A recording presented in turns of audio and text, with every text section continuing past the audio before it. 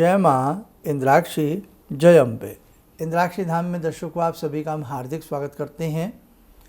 आज संध्या के समय यम के निमित्त दीपदान किया जाता है और उसी के साथ साथ दो मुख्य इसमें पूजाएं होती हैं।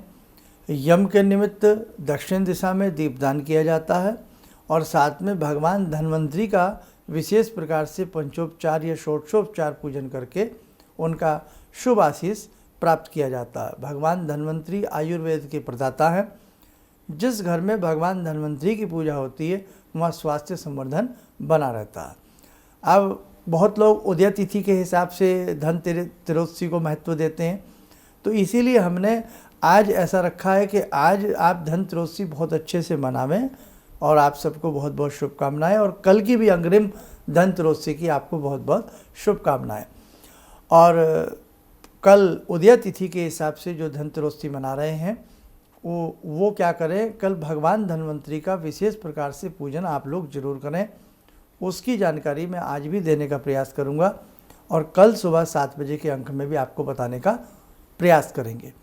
और आज शाम को यम के निमित्त 4 बत्ती वाला दीप आप जरूर जलाएं। उसके लिए कैसे कैसे क्या होगा वो सारी जानकारी आपको हम बताएंगे। आज के दिन किसी वस्तु को ख़रीदना या बर्तन ख़रीदना या चांदी ख़रीदना, ये सारी बातें किस प्रकार से करनी चाहिए वो भी जानकारी इस अंक में होगी। आइए पहले आज का हम पंचांग देख लें। 18 अक्टूबर सन 2025 दिन शनिवार, संवत 2082, आश्विन मास कृष्ण पक्ष, तिथि अभी सुबह के 7:01 हो रहे हैं। पुनः हमारी बात को सुने, अभी सुबह के 7 बजे हैं करीब करीब। तो अभी द्वादशी तिथि चल रही है और द्वादशी तिथि दिन में रहेगी 12:21 तक, फिर त्रयोदशी लगेगी।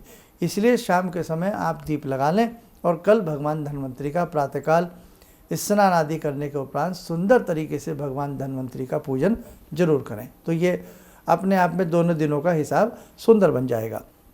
नक्षत्र पूर्वा फाल्गुनी, राहु काल 9 से 10:30 बजे, दिशा शूल पूर्व दिशा। अब फिर से आपको थोड़ा सा नए साधक जुड़ते रहते हैं। देखो, जैसे दीपावली बहुत लोग 20 को भी कर रहे हैं और इंद्राक्षी धाम या और बहुत लोगों की तरफ से सब 21 तारीख को भी कर रहे हैं। तो हम तो यही कहते हैं कि दीपावली तो वैसे भी हम हर वर्ष 2 ही करते हैं, छोटी दीपावली और बड़ी दीपावली। तो आप जैसे जिस मत के हिसाब से कर रहे हैं बहुत अच्छे से आप लोग करिएगा। और जहाँ तक किसी विशेष प्रकार के प्रमाणिकता की आवश्यकता है तो उसमें हमारे 2 ग्रंथ होते हैं कि जब हम किसी विशेष तिथियों में फंस जाते हैं, हमें समझ में नहीं आता कि ये पर्व कब मनाया जाए, तो हमारे विद्वानों ने, ऋषियों ने, मुनियों ने पहले से ही 2 ग्रंथों की रचना की है, निर्णय सिंधु, धर्म सिंधु।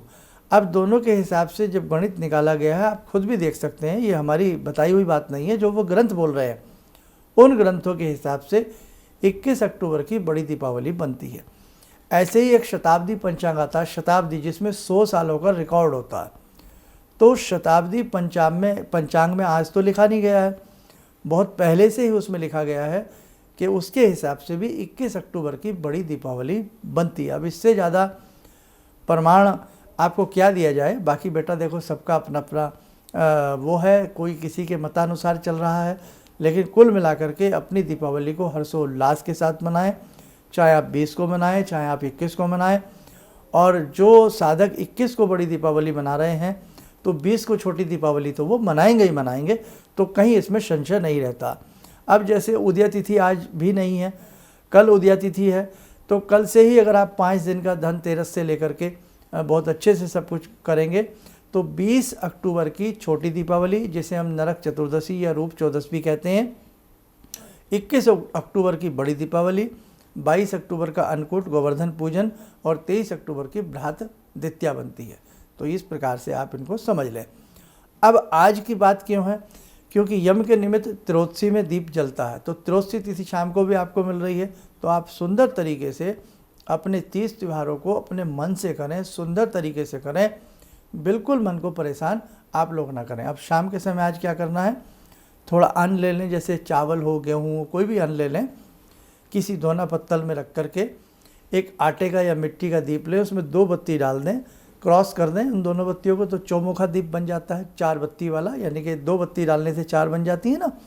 तो ये चारों बत्तियाँ धर्म अर्थ काम मोक्ष रूपी होती हैं और आप इनको यम का ध्यान करते हुए दक्षिण दिशा में अपना मुख कर लें।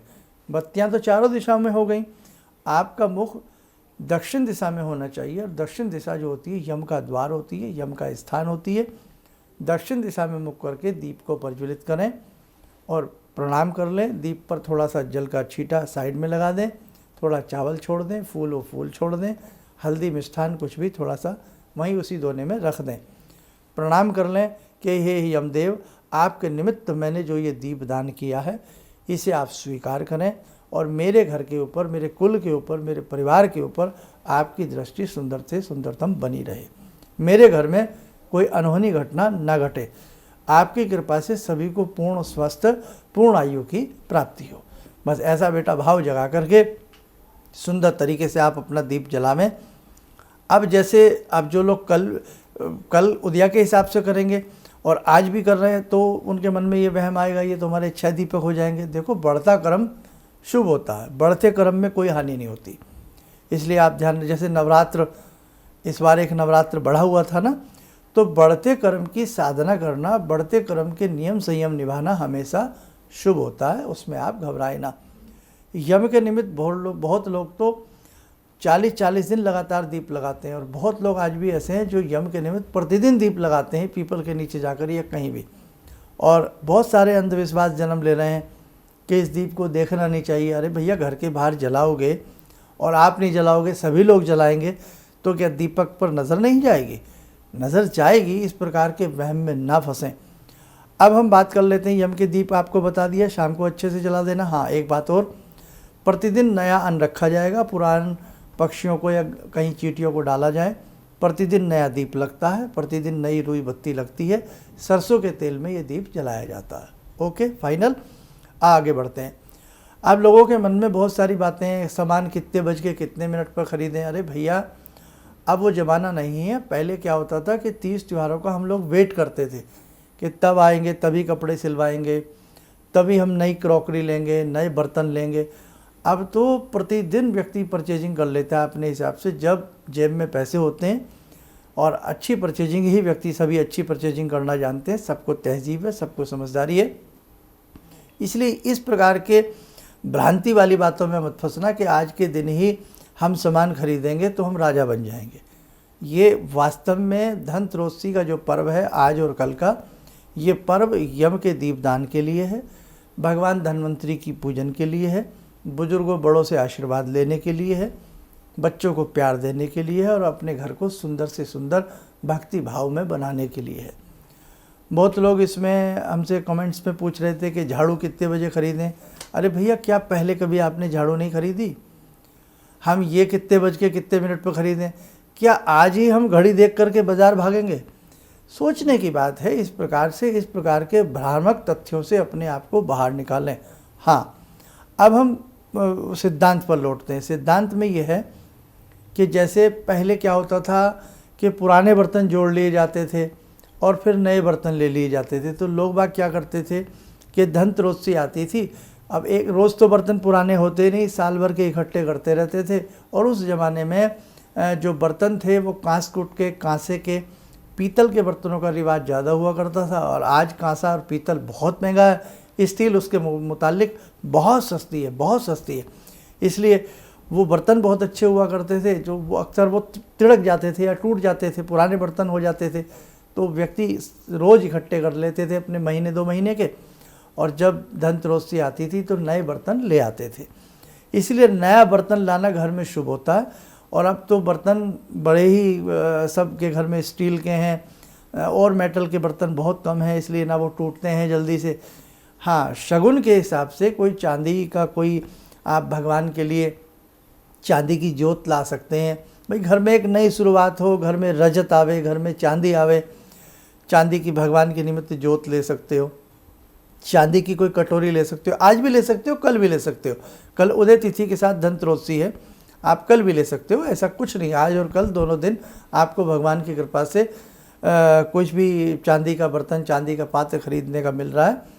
और बाकी अपने भगवान पर, अपनी पूजा पर, अपने कर्म पर विश्वास रखें, ध्यान दें तो अति उत्तम रहता। तो हम तो यही चाहते हैं कि कभी मन होता है कुछ खरीदें, और तो उसके लिए भगवान का कोई पात्र खरीदें। आपके घर में लड्डू गोपाल हैं, छोटी सी चांदी की कटोरी ले आओ, छोटी चांदी की गिलासी ले आओ लड्डू गोपाल जी को जल के लिए, और कटोरी उनके दूध के लिए, है ना। तो इस प्रकार का ले लो तो बहुत अच्छा रहता है। बाकी बेटा आपकी अपनी समझ है, लेकिन आज के दिन ही खरीद करके हमारा भाग्य बदल जाएगा, ये भ्रांति है साहब, ऐसा कुछ नहीं है। अब तो बल्कि लोग इतने एडवांस हैं, टाइम नहीं है, घर से ही ऑर्डर दे देते हैं और घर के नीचे आकर के बेल बज जाती है और हम सामान पकड़ लेते हैं, थैला पकड़ लेते हैं। तो बेटा भक्ति भाव जगाइए, अपना कर्म सुंदर करिएगा, नॉनवेज से दूर भागिएगा, नॉनवेज को छोड़ने का प्रयास करिएगा जो नॉनवेज लेते हैं। इस प्रकार से अच्छे काम करिएगा, अच्छे कर्म करिएगा। आज के दिन कुछ नया करना है ना, नया खरीदना नहीं है, नया करना है। नया क्या करना है? जो हमारे अंदर कोई अवगुण है, हमारे अंदर कोई बुराई है, उस बुराई को आज के दिन प्रतिज्ञा लो कि हे भगवान धन्वंतरी, हे भगवान यम, हे यमदेव, हे मेरे गुरुदेव, आज के दिन से मैं ये अपनी पुरानी आदत, गलत आदत छोड़ रहा हूँ। मेरे अंदर आदत थी कि मैं बहुत ज़्यादा गुटखा खाया करता था, पान खाया करता था, ड्रिंक करता था, या मैं निंदा पर निंदा की मेरे अंदर बहुत आदत थी। तो ये मैं आज के दिन से त्याग रहा हूँ और मैं एक नई धारणा, एक नया उत्साह अपने अंदर उत्पन्न करके आगे बढ़ना चाहता हूँ। तो बेटा इस प्रकार से बड़ा संकल्प लो, बड़ा सोचो। झाड़ू कितने बजे खरीदें, टमाटर कितने बजे खरीदें, मूली कितने बजे खरीदें, ये कहाँ आप लोग, कहाँ ज़िंदगी को ले जा रहे हैं आप लोग? क्या हम पहले मूली नहीं खरीदे? क्या पहले हमने झाड़ू नहीं खरीदी? क्या पहले टमाटर नहीं खरीदे? क्या पहले कभी चांदी नहीं खरीदी? तो इस प्रकार से बेटा समझो, वस्तु स्थिति को समझो, जैसा देश वैसा भेष। इसलिए परंपराएं धीरे धीरे धीरे धीरे धीरे धीरे परंपराओं को कैसे हमें आगे बढ़ा करके जीवन को जीना है, उस हिसाब से आगे बढ़ने का हम लोग प्रयास करें।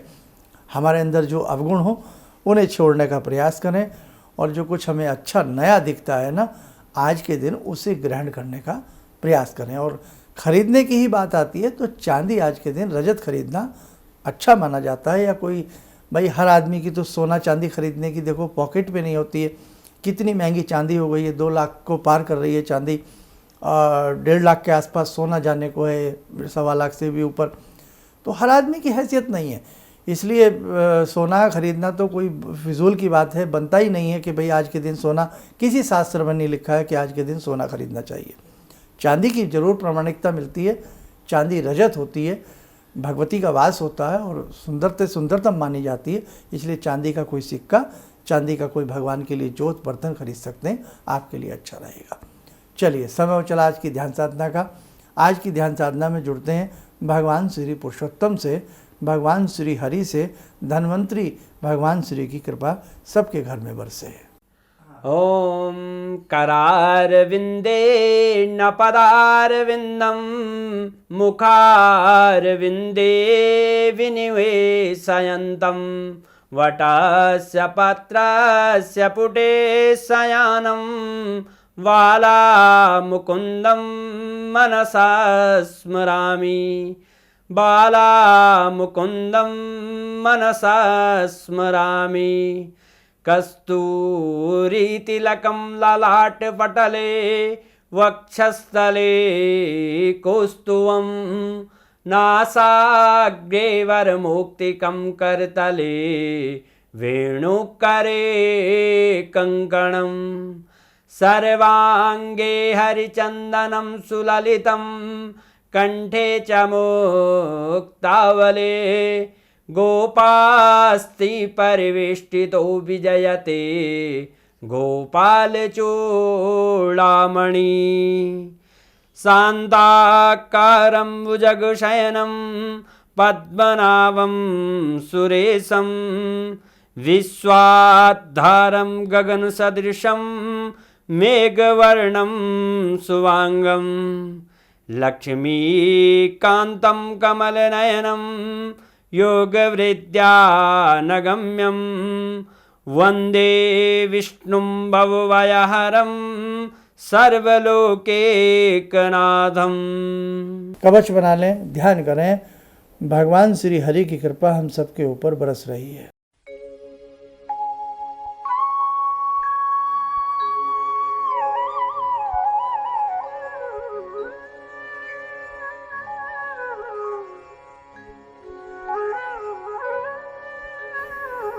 ओम बोलते हुए नेत्र खोलें, सामान्य हो जाए। भगवान धन्वंतरी का कल सुबह जरूर पूजन करना। सुबह 7 बजे का हमारा कार्यक्रम जरूर देख लेना। और नहीं तो मोटा माटी भगवान श्री धन्वंतरी आयुर्वेद के प्रदाता, जब समुद्र मंथन हुआ तो समुद्र मंथन में से समस्त रोगों की औषधियों को लेकर के अमृत कलश के रूप में भगवान धन्वंतरी अवतीर्ण हुए थे, इसलिए उनकी जयंती भी है। उनका ध्यान करते हुए कल उनको पंचोपचार पूजन करके उनको प्रणाम कर लेना। और बाकी धनतेरस का जो हमने विशेष अंक बनाया था उस अंक को सुन लेना, उसमें और भी आपको सारी जानकारी पता लग जाएगी। बाकी कल सुबह का कार्यक्रम देखना सुनना न भूलें। चलिए, आप सब लोगों को बहुत बहुत शुभकामनाएं, बहुत बहुत प्रेम। आप स्वस्थ रहें, सुखी रहें। इन्हीं शुभकामनाओं के साथ हम अपनी वाणी को विराम देते हैं। जय जय अम्बे। भगवान से जुड़ो और भगवान को से जुड़ने का जरिया आपने बताया, बहुत अच्छा लगा, बहुत धन्यवाद। और सनातन धर्म को जिंदा रखने के लिए आप जो प्रयास कर रहे हैं बहुत सराहनीय है। हम लोग को मौका मिला है, हम लोग भाग्यशाली हैं जो आपके करीब आने का हम लोग को मौका मिला है। किसी भी समस्या के समाधान के लिए मिले प्रसिद्ध हस्तरेखा एवं वास्तु विशेषज्ञ प्रोफेसर धर्मेंद्र शर्मा जी से। नोट: शिविर में भाग लेने हेतु एवं व्यक्तिगत रूप से मिलने के लिए कॉल करने का समय सुबह 10 बजे से शाम 6 बजे तक। हमारे विभिन्न ज्ञानवर्धक कार्यक्रम देखने के लिए आप हमें अभी सब्सक्राइब करें, बेल आइकन को प्रेस करें ताकि आप देख सकें हमारा कार्यक्रम सबसे पहले। और अधिक जानकारी के लिए फेसबुक पेज को लाइक करना न भूलें।